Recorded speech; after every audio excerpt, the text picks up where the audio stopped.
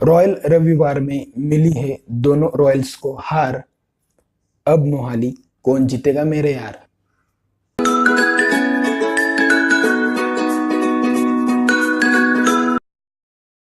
Royal challengers Bangalore परत match हारली, 6 मध्ये 6 हार. दिस इज ओव्हर. टेक्निकली ते क्वालिफाय करू शकतात 8 मध्ये 8 मॅच जिंकून, पण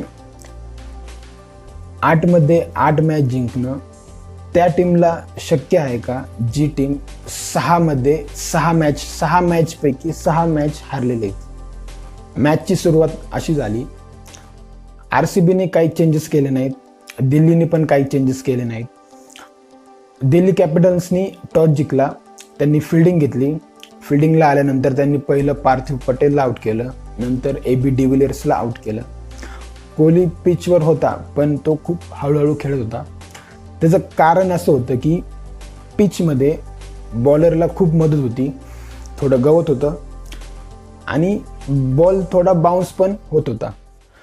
या मॅचचा सुपरस्टार ज्यांनी अगोदर AB डिव्हिलियर्सला आउट केलं, नंतर विराट कोहली, नंतर अक्षयदीप नाथ आणि शेवटी पवन नेगीला आउट केलं, तो होता कागिसो रबाडा.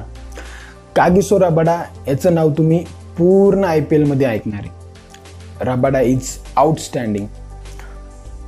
जर जसप्रीत बुमराह बरोबर जर तुम्ही कोणत्या बॉलरची तुलना करणार असाल तर तो आहे कागिसो रबाडा. 149 टार्गेट, खूप कमी होतं, जे पाहिजे होतं 170 पर्यंत. दिल्ली कॅपिटल्स बॅटिंगला आली, दिल्लीची सुरुवात चांगली झाली. पृथ्वी शॉ टॉप फॉर्ममध्ये, शिखर धवन लवकर आउट झाला.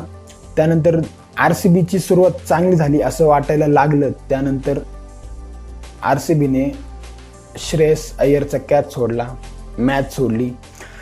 श्रेयस अय्यरने त्या कॅचचा एवढा फायदा करून घेतला की तो मॅच घेऊन गेला. शेवटी दिल्लीच्या विकेट्स झटपट पडल्या, पण टार्गेट एवढं कमी होतं की त्याचा एवढा काही फरक त्यावर जाणवला नाही आणि दिल्ली ही मॅच घेऊन गेली. दुसरी मॅच होती Royals versus KKR. Sawai Mansingh stadium, मोठं ग्राउंड. दिनेश कार्तिकने टॉस जिंकला आणि फिल्डिंग घेतली. KKRने एक बदल केलता, लॉकी फर्ग्युसनच्या जागेवर त्यांनी हॅरी गर्नीला घेऊन आले. नंतर रॉयल्स बॅटिंगला आले. स्टीव्ह स्मिथ थोडा खेळला, 59 बॉल 72 रन. ही T20 सारखा स्पीड नव्हता. जॉस बटलर पण हळूहळू खेळला. असं वाटलं फरारी गाडी सायकलच्या स्पीडने चालली. याला कारणीभूत होते KKRचे स्पिनर्स. पियुष चावला 4 over 19 run. Sunil Narayan 4 ओव्हरमध्ये 22 run दिले. कुलदीप यादव थोडा महागडा ठरला, पण त्याचा एवढा काही फरक पडला नाही. KKR बॅटिंगला आली आणि त्यांचा ओपनर सुनील नारायण, ज्याने 4 ओव्हरमध्ये 22 रन दिले. तेच 22 रन 1 ओव्हरमध्ये त्याने रिटर्न घेतले. त्यानंतर लिन थोडा खेळला, पण ही पूर्णपणे वन साइडेड मॅच होती, जी होती KKRच्या नावावर. आता आपण बोलूया आजच्या मॅचबद्दल. आज मॅच आहे Sunrisers Hyderabad versus kings 11 Punjab. आजची मॅच कोण जिंकणार? पंजाब बरोबर एक प्रॉब्लेम आहे, मुजीबला घ्याराव. मुजीब हा खूप चांगला बॉलर आहे, त्यांची बॉलिंग पण चांगली होईल आणि पंजाबच्या बॅट्समनला सेल्फिश खेळता येणार नाही, त्यामुळेच ते मागची मॅच हारले होते.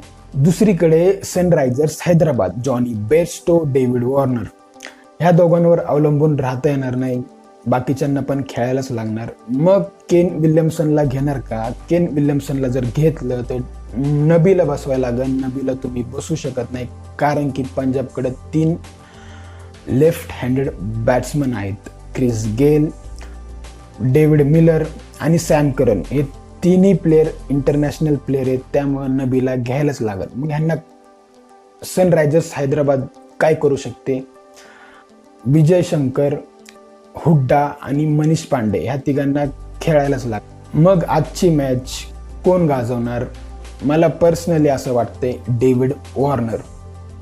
आणि मॅच कोण जिंकणार? तर माय प्रेडिक्शन इज सनरायझर्स हैदराबाद. आज डेव्हिड वॉर्नर खूप चालणार.